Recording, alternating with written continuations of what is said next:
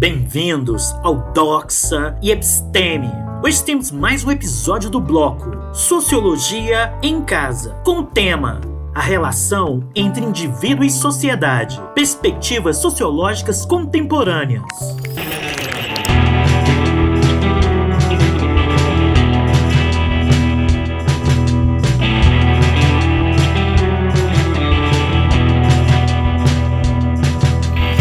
A concepção sobre a relação entre o indivíduo e a sociedade na sociologia contemporânea está, assim como na sociologia clássica, relacionada à experiência social de uma época e articula as diferentes percepções sobre o papel e os limites da ação individual. O sociólogo alemão Norbert Elias, recontextualizando a discussão entre a ação individual e estrutura social, afirma que não existe dicotomia entre indivíduo e sociedade, ou seja, não é suficiente para a compreensão da sociedade contemporânea uma teoria que se refira aos conceitos de indivíduo e sociedade como termos antagônicos. Essa é uma falsa questão que gera problemas na interpretação da vida social, na qual há um constante e proveitoso processo de influência mútua, em que o indivíduo constrói a estrutura e é simultaneamente formado por ela.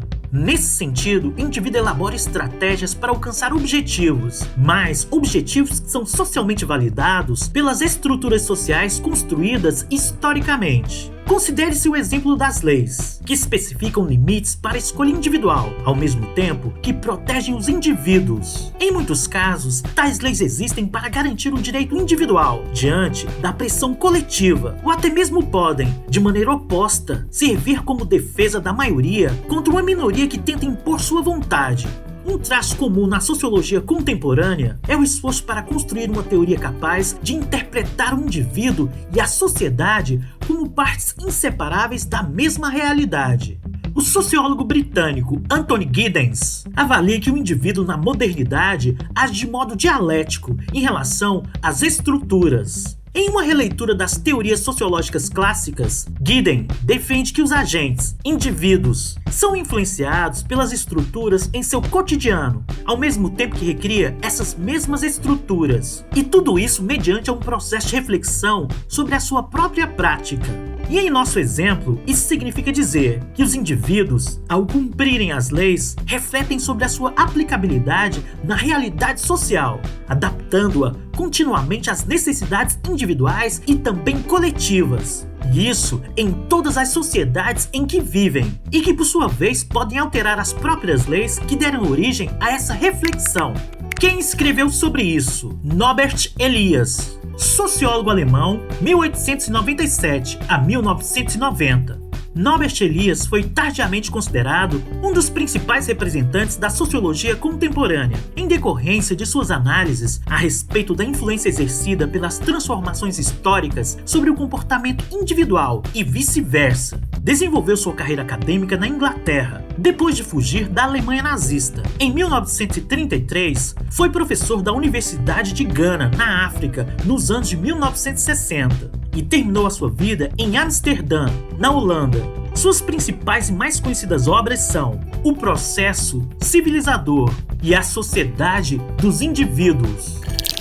Filme A Última Parada, 174, Brasil, 2008. Direção Bruno Barreto. O filme aborda a vida de Sandro Barbosa do Nascimento, nascido em uma comunidade pobre, e a sua luta pela sobrevivência nas ruas, até desembocar no sequestro de um ônibus, onde acabou sendo morto pela polícia. A história mostra a tensão entre o indivíduo e a sociedade. Giddens defende que o modelo de vida que teve início no século XVII chegou ao seu ápice, de maneira que estaríamos experimentando um modelo de radicalização da modernidade. Essa radicalização das formas de relacionamentos e das instituições nos trariam algumas consequências da modernidade, isto é, viveríamos em uma época de incertezas, por um lado, e de reflexibilidade por outro.